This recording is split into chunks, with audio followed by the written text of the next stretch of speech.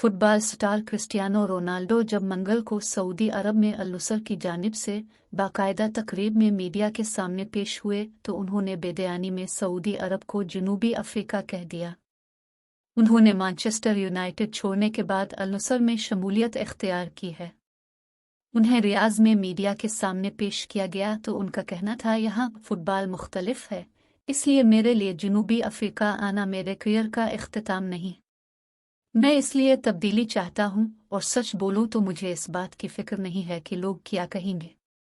उन्होंने कहा, मैंने सब कुछ जीत लिया, मैंने यूरोप के अहम तरीन क्लब्स के लिए खेला और अब एशिया में एक नया चैलेंज होगा। अल नसर और रोनाल्डो के दरमियान होने वाली डील को अब तक की सबसे महंगी डील कहा जा रहा है। अल नसर सना 2025 तक हर साल रोनाल्डो को तकरीबन 200 मिलियन यूरो या 1,800 करोड़ इंडियन रुपए अदा करेगा।